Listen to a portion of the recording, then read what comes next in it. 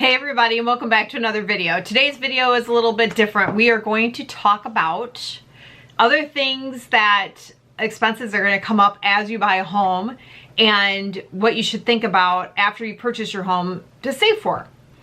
So one of the things that kind of hit me today was that I have a tree in my yard which I felt was pretty dead.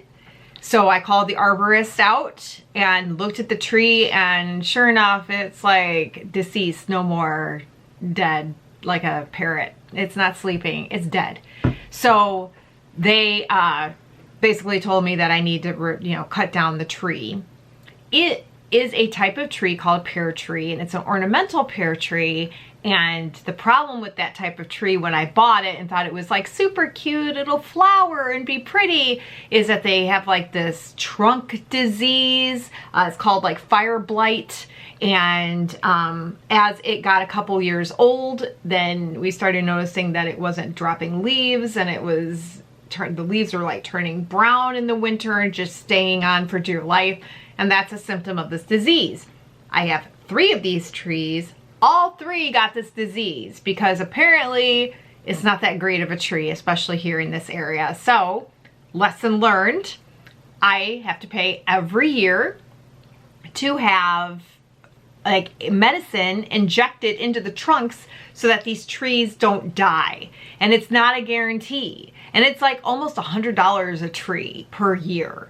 So one of the things that you have to think about when you purchase your home is what does it look like on the outside in terms of tree maintenance, bush maintenance, any type of like decor that you are going to have to maintain. So trees, bushes, whatever. If you have a koi pond in the middle of your front yard, which I have seen, then you have to worry about that. I've seen people have amazing, cool front yards, but you have to think about the trimming and the edging and the mowing and the care for all those bushes and trees. The next thing you have to think about, or another thing I think you really should think about, is the age of your appliances and how often they should be replaced. So let's say you're buying a brand new home. They probably are not going to give you the most updated and super awesome heating and cooling system. They're going to give you one that's like that passes okay. And 10 years down the line, you may be replacing it.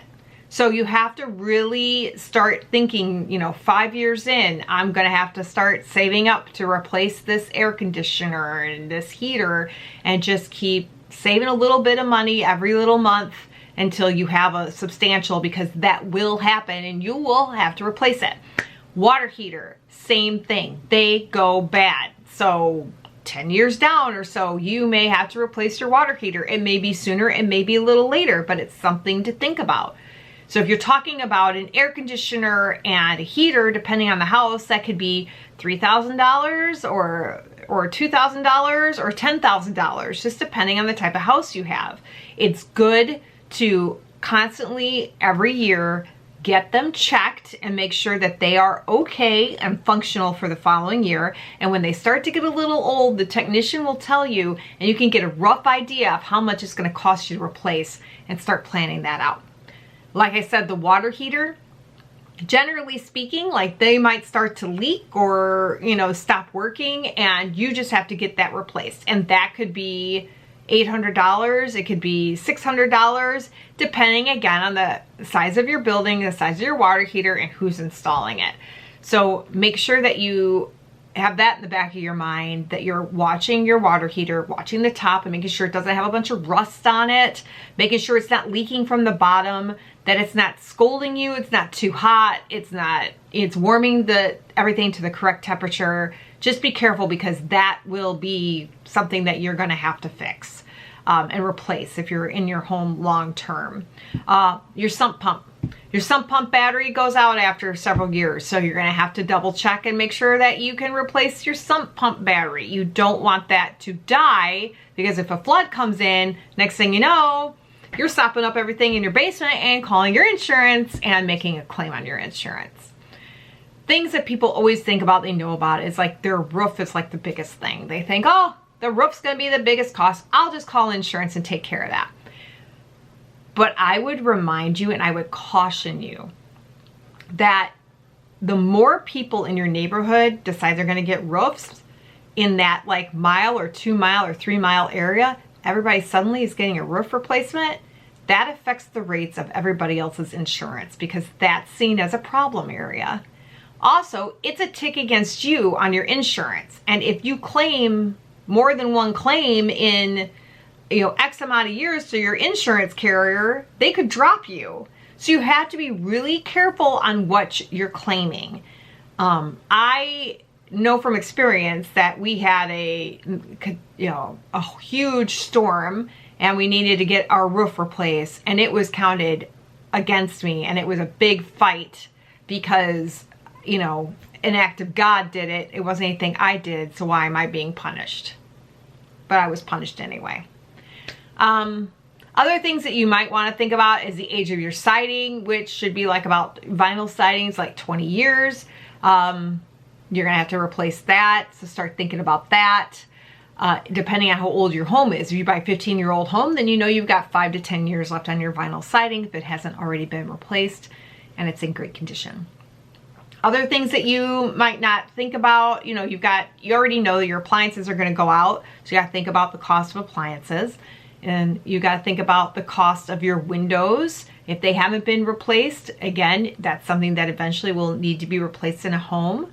Your garage door is something else that could need to be replaced in your home based on the fact of age and condition and wear.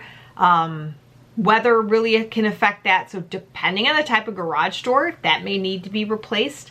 Hopefully not, but I have seen a lot of garage doors being replaced with like hailstorms and things like that. The other thing that a lot of people don't think about, which I always think about because I'm looking at it every time I walk outside, is your driveway. So a lot of the driveways here in this area especially are asphalt. And what happens is your car goes on the asphalt, it kind of pushes it down, it creates dents, it creates like divots. And as the years pass, it just starts to sink into the ground more and more. So your driveway does need to be repaired or replaced at that point. And that's for like safety, security, stability of your home. So you want to look at that. That could be $1,000, $1,300, $2,000, depending on the type of driveway you have. The same goes with your, if you have a back patio that's sinking, your front steps if they're sinking, things like that. Those are all things that you may not think about when you're purchasing a home that eventually you'll have to purchase. And by making this video, I don't mean to freak people out and say, I'm never buying a home, because if you rent, these are still things that have to be done in the home. Just wouldn't be done by you, and it wouldn't be your choice, and it wouldn't be your option of time, and you have no control over what's happening. These are things that happen as your home gets older, and things that you just need to think about and to save a little bit of money for future use. So a lot of these things you could probably do yourself, like landscaping, minor landscaping and things like that, ripping out trees and doing stumps. You probably, on the average person, isn't going to be doing that.